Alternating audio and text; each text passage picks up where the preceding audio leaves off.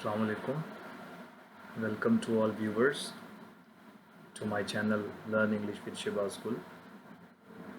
First of all आप सबसे ये रिक्वेस्ट है कि आप मेरे चैनल को सब्सक्राइब करें, यूट्यूब पे लाइक करें और शेयर करें। तो आज की जो वीडियो है it's all about M English and BS English classes series के हवाला से है। तो आज का जो मैंने टॉपिक सेलेक्ट किया है वो है TSC लेट का क्रिटिसिज्म पार्ट 2 का पेपर है मास्टर्स लेवल पे। BS में भी इसको एज अ क्रिटिसिज्म सब्जेक्ट में इंक्लूड किया गया है, पंजाब यूनिवर्सिटी में भी और सरगोदा यूनिवर्सिटी में भी।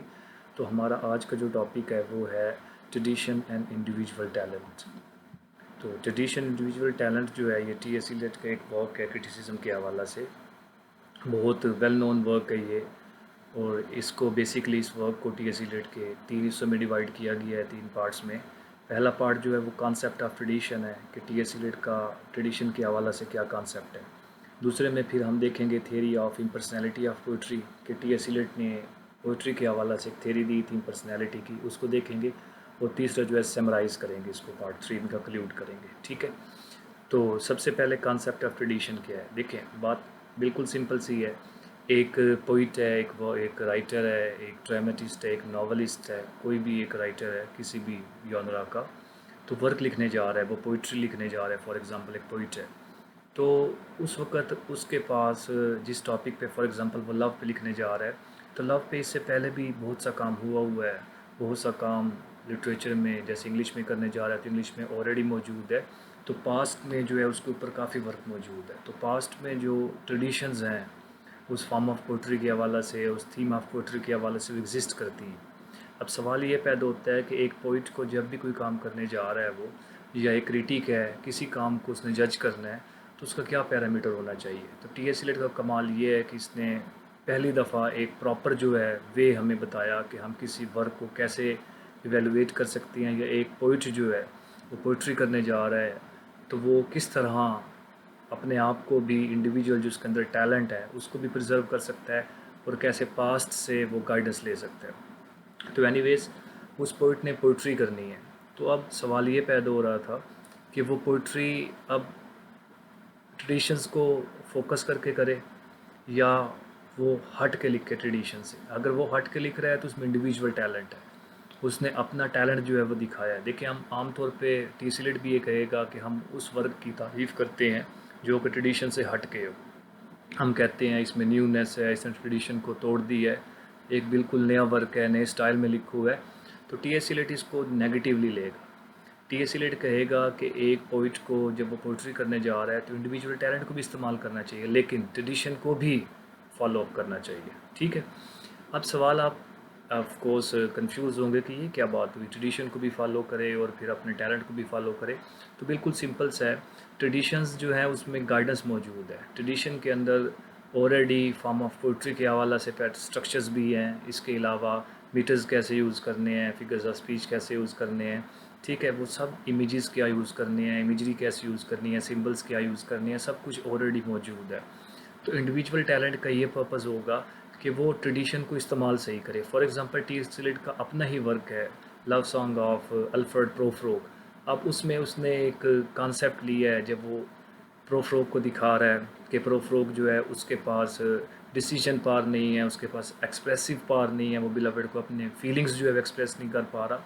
तो वहाँ पे उसने एक सिमिल इस्तेमाल की है हेमलेट वाली। शेक्सपियर का जो प्ले है हेमलेट, हेमलेट कैरेक्टर को उसने एज आ वहाँ से बारो किया है और वहाँ पुट कर दिया है और कह दिया है कि प्रोफ्रोग जो है ही इज़ लाइक अ हेमलेट। अब देखें, हेमलेट जो था वो हेमलेट कैरेक्टर के लिए लिखा गया था, लेकिन सिनेरियो चेंज करके इसको प्रोफ्रोग पे पुट किया इसने। तो ये नहीं है कि ट्रेडिशन को एज इट इज़ फॉलो किया है, बल्कि ट्रेडिशन को मॉडर्न सिनेरियो में उसने बड़ी खूबसूरती से पुट किया है, जिससे मीनिंग्स भी ज़्यादा स्टाइल हो गए हैं और वो क्लासिकल वर्क भी बन चुका है। ठीक है, इसी तरह जैसे इसके आप एक और वर्क पढ़ेंगे TSC लेट का वेस्टलैंड, तो उसकी स्टार्ट वाली जब लाइंस आप पढ़ेंगे तो अप्रैल विद स्वीट शावर्स एक लाइन आएंगी। तो ये लाइन चौसर से ली गई है, लेकिन कॉन्टेक्स्ट TSC लेट ने अपना डेवलप किया है। तो यानी ये कहना चाहता है कि आपने पास्ट को भी मॉडिफाई करना है, और कैसे मॉडिफाई करना है, आपने उसको प्रेजेंट सिनेरियो में प्रेजेंट डिमांड के अकॉर्डिंग आपने उसको जो है पुट करना है। इस तरह आपका वर्क एक तो लिटरेचर की कंटिन्यूटी को बरकरार रखेगा। दूसरा, आपका अपना इंडिविजुअल टैलेंट भी शो हो रहा है। ऐसे नहीं है कि आप सेम टू सेम ट्रेडिशन को उठा के कोई रेफरेंस है या कोई और स्ट्रक्चर है एज इट इज़ आप पुट कर रहे हैं, तो ब्लाइंडली फॉलो करना ट्रेडिशन को, ये जो है वो मतलब करेज नहीं करता, इसको प्लस नहीं कहता, पॉजिटिव नहीं कहता टीएससी लेट, बल्कि इसको वो भी ब्लाइंड कॉपिंग कहता है, ब्लाइंड इमिटेशन कहता है। उसके अकॉर्डिंग ट्रेडिशन जो है वो उसको मॉडिफाई करके फॉलो किया जा सकता है। जब हम मॉडिफाई करके कोई भी पोइट है, कोई भी राइटर है, उसको फॉलो करेगा, तो एक तो उसका वर्क में क्लासिकल टच भी आएगा, दूसरा उसका वर्क ज़्यादा यूनिवर्सल और ज़्यादा जो है आप कह लें वर्सटाइल हो जाएगा। तो इस हवाला से इसने ये एक ट्रेटाइज जो है वो लिखा था, एक अपना ऐसे जो था वो डेवलप किया था कि ट्रेडिशन इन इंडिविजुअल टैलेंट का जो है वो क्या रोल होता है, और क्रिटिक को जब कोई भी वर्क को एनालाइज करना पड़े तो वो किस तरह की एक अपना पॉइंट ऑफ व्यू जो है वो डेवलप करे। उसको पता हो कि ट्रेडिशन को फॉलो करना भी ज़रूरी है, और इसके साथ साथ इंडिविजुअल टैलेंट को प्रिजर्व करना, उसको क्रिएट करना, उसको रास्ता देना अपने वर्क में, वो भी बड़ा ज़रूरी है। तो एनीवेज, इसका जो कंसेप्ट ऑफ ट्रेडिशन है वो ब्लाइंड एडहेरेंस नहीं है। मैंने ऑलरेडी आपको बता दिया कि ये ब्लाइंडली जो है, अगर आप या कोई भी पोइट राइटर है वो ब्लाइंडली फॉलो कर रहा है तो उसको नेगेटिव लेगा। उसके बाद ये रहता है ट्रेडिशन इनहेरिटेड नहीं है, बल्कि ये हार्ड लेबर से ऑब्टेन की जा सकती है। अगर आपने कोई ट्रेडिशनल व्यू को, कोई ट्रेडिशनल कॉन्सेप्ट है, ट्रेडिशनल इमेज है, ट्रेडिशनल कोई एक स्ट्रक्चर है किसी भी फॉर्म ऑफ पोइट्री की, तो उसको अगर आपने पुट करना है तो ये कोई आसान काम नहीं है। इसके लिए हार्ड लेबर चाहिए, इंडिविजुअल टैलेंट वहाँ भी इस्तेमाल होगा कि उसने एक सिनेरियो डेवलप करना है जिसमें वो पूरे के पूरे ट्रेडिशन को जो है वो पुट कर सके, और ट्रेडिशन ओल्ड ना लगे, फिर according to new demand, new age जो है वो नज़र आए उसमें। ठीक है, तो it's not a blind copyish. उसके बाद ये कहेगा कि ट्रेडिशन को जब हम पुट कर रहा है, कोई भी राइटर है, कोई भी क्रिटिक है, अगर एनालाइज कर रहा है, तो उसके लिए उसके पास हिस्टोरिकल सेंस का होना ज़रूरी है। हिस्टोरिकल सेंस का क्या मतलब है कि उसको ट्रेडिशन की पास्टनेस का भी पता हो कि पास्ट में वो कहाँ इस्तेमाल हुई है, और उसको फिर हमने प्रेजेंट में कैसे इस्तेमाल किया है पोइट ने, उसका भी पता हो। तो उसको यानी पास्टनेस ऑफ द पास्ट का भी पता हो और प्रेजेंटनेस ऑफ द पास्ट का भी पता हो। उसको मॉडर्न सिनेरियो में पुट करना भी आता हो और पास्ट के सिनेरियो को समझना भी आता हो। तो तब जाकर जो है वो ट्रेडिशन को प्रॉपरली तौर पे कॉन्सेप्ट जो टीएससी लेट का है उसको फॉलो कर सकता है। ठीक है, तो ओवरऑल ये बात इसने की है इस पूरे कॉन्सेप्ट ऑफ ट्रेडिशन में। ट्रेडिशन ब्लाइंडली कॉपी करना नहीं है, और ट्रेडिशन जो है वो कोई आसान काम नहीं है कि ट्रेडिशन को फॉलो अप किया जाए। इंडिविजुअल टैलेंट को भी सेक्रीफाइस नहीं करना, और इसके साथ साथ हमने जो है, या पोइट्स जो राइटर्स जो हैं उन्होंने ट्रेडिशंस को भी जो है वो छोड़ना नहीं है। तो ये आसान काम नहीं है, और इसके लिए हिस्टोरिकल सेंस को होना ज़रूरी है। ये एक टर्म बहुत इंपॉर्टेंट है हिस्टोरिकल सेंस की। मैंने ऑलरेडी आपको बता दिया कि हिस्टोरिकल सेंस आगे भी स्लाइड में आएगा कि हिस्टोरिकल सेंस क्या होती है। एनीवेज, अब जो है इसके बाद sense of tradition, in tradition का क्या कॉन्सेप्ट है उसको मज़ीद एक्सपेंड किया गया है कि इससे मुराद कंटिन्यूटी ऑफ लिटरेचर है। जब आप ट्रेडिशन को इस डायनामिक व्यू में, जैसे कि आपको बताया है कि कैसे फॉलो करना है, करेंगे तो कंटिन्यूटी ऑफ लिटरेचर होगा। आपके लिटरेचर को एनालाइज करना ईजी हो जाएगा, आपका लिटरेचर रखा जाएगा। जब क्रिटिक उसको एनालिसिस करेगा according to T S Eliot, तो वो जैसे फॉर एग्जांपल 13th सेंचुरी में उसी टॉपिक पे जो इस पे वर्क मौजूद है अभी का, उसको एनालाइज करेगा, फिर 14th सेंचुरी में 15, 16, 17, 18, 19, 20, 21। तो इस तरह से एक व्यू बन जाएगा, और कंटिन्यूटी ऑफ लिटरेचर जो है आप उसमें भी कुछ ना कुछ एडिशन कर रहे हो, अपने वर्क यूनिवर्सल बना रहे हो। दूसरा, क्रिटिकल जजमेंट जो है वो ईजी हो जाएगी क्रिटिक्स के लिए, क्योंकि उसने ट्रेडिशंस को भी फॉलो किया और इंडिविजुअल टैलेंट को भी कंट्रीब्यूट किया है। तो दोनों का जो एक आप कह लें कि ब्लेंड है वो खूबसूरती से पेश किया है, तो जजमेंट जो है वो ईजी हो जाएगी। तो खाली जजमेंट ये नहीं होती कि किसी वर्क को आप देखते हैं, आप कहते हैं बिल्कुल ऑल टुगेदर न्यू है, या ऑल टुगेदर उसने एक इंडिविजुअल टैलेंट को ही फॉलो अप किया गया है। तो टी एस सी के नज़दीक ये कोई पॉजिटिव एप्रिसिएशन या पॉजिटिव कंट्रीब्यूशन नहीं है। वो लिटरेचर जो होगा फिर सब्जेक्टिव होगा, ना कि वो यूनिवर्सल होगा। ठीक है, तो इसी तरह का जो है ट्रेडिशन के हवाला से टी एस एलियट ने कहा कि जितने भी यूनिवर्सल राइटर्स हैं, यूनिवर्सल पोइट्स हैं, यूनिवर्सल नॉवलिस्ट्स हैं, कोई किसी भी ऑनर के लिटरेचर के, तो वो उन्होंने अगर ट्रेडिशन को फॉलो किया है तो ये पेंस टेकिंग एफर्ट है, ये कोई आसान काम नहीं है इसको फॉलो अप करना। ठीक है, एक सिनेरियो क्रिएट करना, एक कॉन्टेक्स्ट क्रिएट करना, फिर उसमें पुट करना, it's not a child's play. उसके बाद नेक्स्ट जो है वो फिर आपको बताएगा कि ट्रेडिशन का डायनामिक कॉन्सेप्ट है। अगेन वही बात जो ऑलरेडी आपको बता दी है कि इसके नज़दीक ट्रेडिशन जो है फिक्स्ड और स्टैटिक नहीं है, बल्कि चेंजिंग है, ग्रोइंग है, और हर कॉन्टेक्स्ट में आकर डिफरेंट मीनिंग्स जो है वो कन्वे कर सकती हैं। आप अगर एक ट्रेडिशनल रेफरेंस को यूज़ कर रहे हैं अपने वर्क में, तो आप उसको कॉन्टेक्स्ट नहीं करके उसको नए मीनिंग्स जो है वो दे सकते हैं, उसको नए जो है वो कॉन्टेक्स्ट में नई तरह से इंटरप्रेट जो है वो किया जा सकता है। इसी तरह जब एक नया वर्क क्रिएट होता है तो ट्रेडिशन बिल्कुल मॉडिफाई हो जाती है। वो वाला जैसे अभी बताया था हैमलेट का कॉन्सेप्ट उसमें और था, जब टीएस ने यूज़ किया तो लवर के लिए यूज़ किया तो इसमें कॉन्सेप्ट और हो गया। अब ट्रेडिशनल जो व्यू था हैमलेट का वो चेंज हो गया है, टीएस के वर्क में मॉडिफाई हो गया है। ठीक है, तो इस तरह से ट्रेडिशन जो है वो रिलेशनशिप भी डेवलप करेगी पास्ट का और प्रेजेंट का। और पास्ट और प्रेजेंट बिल्कुल अलग अलग नहीं होते टीएस के नज़दीक, बल्कि पास्ट और प्रेजेंट रेसिप्रोकल एक दूसरे को सपोर्ट कर रहे होते हैं। अगर आप प्रेजेंट को सपोर्ट लेना चाहते हो, प्रेजेंट को अच्छा व्यू देना चाहते हो, तो आपको पास्ट की सपोर्ट लेनी पड़ेगी और पास्ट आपको गाइड करेगा। ठीक है, इसी तरह जो है पास्ट डायरेक्ट करेगा प्रेजेंट को और मॉडिफाई करेगा प्रेजेंट पास्ट को, पास्ट प्रेजेंट को। तो दोनों का बड़ा खूबसूरत सा ब्लेंड बनेगा और एक यूनिवर्सल वर्क जो है वो क्रिएट हो जाएगा। उसके बाद जो है फिर ये ट्रेडिशन के फंक्शन बताएगा कि अगर एक पोइट ट्रेडिशंस को जिस एंगल से टीएस एलियट ने ट्रेडिशन का व्यू दिया है उसको फॉलो करेगा तो क्या फंक्शन करेगी, ट्रेडिशन का क्या फ़ायदे होंगे। तो उससे जो पोइट का जो वर्क होगा उसको कंपेयर और कंट्रास्ट करना ईजी हो जाएगा। जैसे ऑलरेडी आपको बताया है कि सेंचुरी वाइज आप उसका व्यू ले सकते हैं, किस टॉपिक पे शेक्सपियर ने ये लिखा है, मार्लो ने ये लिखा है, या पोइट्री की बात करते हैं तो चासर ने ये लिखा है, स्पेंसर ने ये लिखा है, ईजी हो जाएगा। जजमेंट जो है वो फिर गुड और बैड नहीं होती टीएस के मुताबिक, जजमेंट जो है वो एक न्यूट्रल होनी चाहिए। हम कंपेयर और कंट्रास्ट करेंगे तो उसमें उसके पॉजिटिव एस्पेक्ट भी दिखाएंगे वर्क के, इसमें ये देखें ये चीज़ इसने ट्रेडिशन को फॉलो की है लेकिन मॉडिफाई करके और ये अपना कंट्रीब्यूशन डाला है। तो इस तरह वर्क जो है उसको अच्छी तरह से क्रिटिसाइज़ जो है वो किया जा सकता है। इसी तरह जो है न्यू वर्क ऑफ आर्ट के लिए जो इफेक्ट्स मिलेंगे, एक जो वर्क का जो एक लेवल है, एक एक एक जैसे फॉर एग्जांपल पोइट्री के हवाले से बात करते हैं, अगर पोइट्री एक स्टेज तक पहुंची है तो स्टेज से आगे भी पहुंच सकती है। अगर अगर 800-900 सालों के पोइट्री जो है वो उसको सामने रखते हुए एक पोइट्री करेगा तो जाहिर बात है वो उस पिछले 900 साल की पोइट्री में भी कुछ एडिशन करेगा और कंटिन्यूटी ऑफ लिटरेचर बनेगी और नई पोइट्री को जो है वो जगह भी मिलेगी।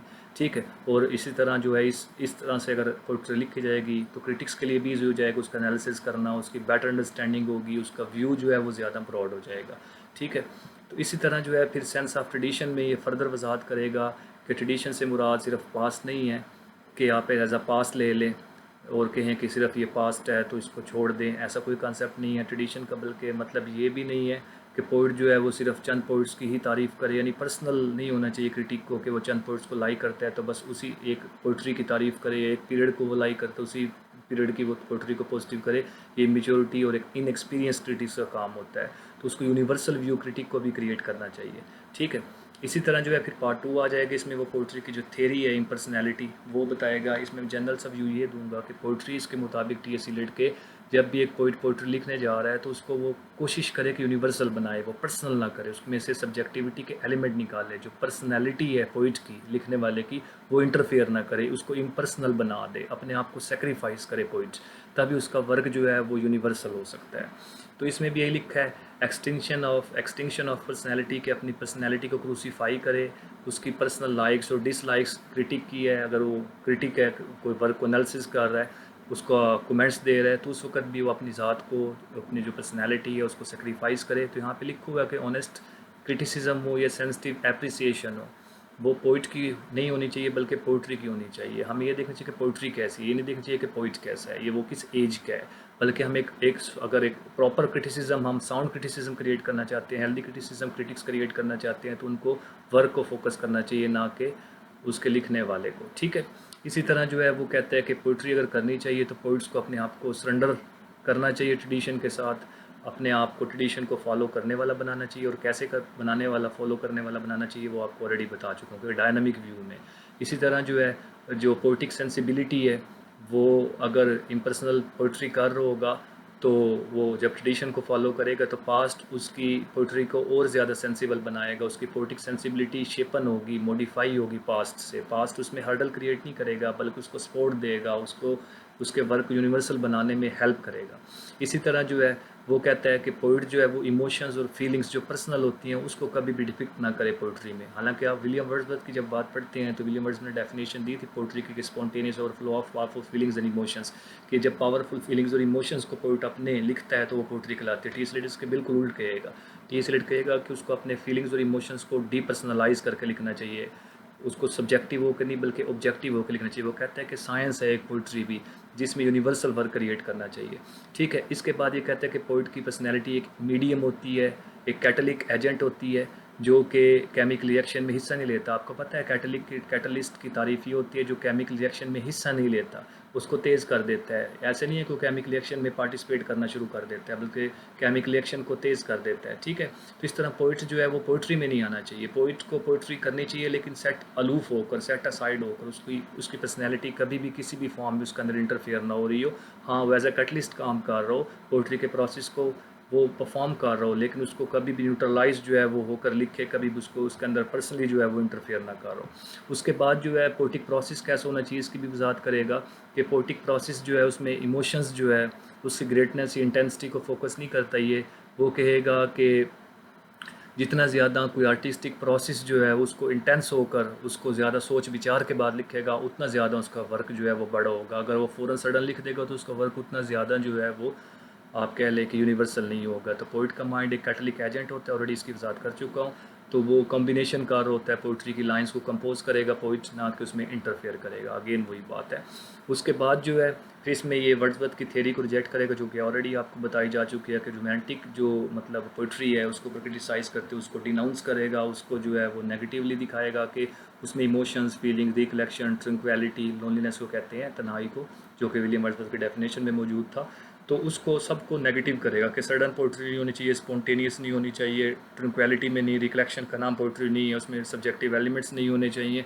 ठीक है, बल्कि उसके अंदर जो है वो अपने एक्सपीरियंसेस को, नए रिजल्ट्स को कंसंट्रेशन से और पेनिट्रेशन के बाद जो है वो पोइट्री को कंपाइल करे, ना कि वर्ड्सवर्थ की तरह। ठीक है, उसके बाद जो इसका थर्ड पार्ट है समराइज, इसमें टीएस लीड करता है, तो उसमें वो सारा बताएगा, पोइट्री की डेफिनेशन अगेन देगा कि it turning loose of emotions नहीं है कि आप अपने पर्सनल इमोशंस को उसमें लिख दें, और ये escape ऑफ इमोशंस भी नहीं है। ये भी नहीं वो कह रहा कि मैं इमोशंस के बिल्कुल ख़िलाफ़ हूँ कि इमोशन होने नहीं चाहिए, बल्कि वो कहता है कि इमोशंस को एक्सप्रेस करो, लेकिन यूनिवर्सल वे में, ना कि सब्जेक्टिव वे में। ट्रेडिशन से हेल्प लेकर इमोशंस की जो प्रॉपर एक्सप्रेशन है उसको क्लासिकल बनाकर अपनी पर्सनैलिटी को उससे अलग करके जो है वो पोइट्री लिखी जाए। उसके बाद वो पर्सनैलिटी या इमोशन जो पोइट की हैं उसको डिनाई करेगा और कहेगा कि पोइट को अपने इमोशंस को डीपर्सनलाइज करना चाहिए, यूनिवर्सल बनाना चाहिए। उसके बाद वो कहेगा कि सेंस ऑफ ट्रेडिशन पोइट के पास होना चाहिए, हिस्टोरिकल सेंस होना चाहिए, ताकि वो प्रेजेंट को मॉडिफाई करना चाहता है तो पास्ट की मदद से जो है वो कर सकता है, पास्ट मॉडिफाई करेगा प्रेजेंट को, इस तरह उसकी पोइट्री जो है वो यूनिवर्सल हो जाएगी। ठीक है, इसी तरह जो है फिर इसके ऊपर क्रिटिसिज्म किया जाता है। टीएस एलियट की जो क्रिटिकल एक ये जो ऐसे है, इसके ऊपर काफ़ी लोगों ने क्रिटिक किया है। इसमें दो तरह के ऑब्जेक्शन लगाए जा सकते हैं कि इसकी जो डेफिनेशन है ट्रेडिशन की, ये ज़्यादा एक्सपैंड नहीं इसने की है, अभी वॉगनेस इसके अंदर मेंटेनेंस जो है वो हमें नज़र आती है, अभी ये क्लियर नहीं है, अनक्लियर है, तो इसको फर्दर जो है एक्सप्लोर किया जा सकता है। दूसरी फिर इसमें जो है यूरोप का जो माइंड है वो यूरोसेंट्रिज्म है, यानी यूरोप के लोग अपने कल्चर को ज़्यादा दिखाते हैं, तो इस तरह से वो एक कल्चरल पैच लग जाएगा कि एक नैरो वर्क क्रिएट होगा, और यूरोप के जो राइटर्स हैं वो अपने ही कल्चर को, यूरोसेंट्रिज्म को ज़्यादा फोकस करेंगे, तो इस तरह वर्क यूरोपियन तो कहलाएगा लेकिन वर्ल्ड व्यू नहीं कहलाएगा। तो इस तरह से बहुत से इसमें प्रॉब्लम्स जो हैं वो क्रिएट हो सकते हैं।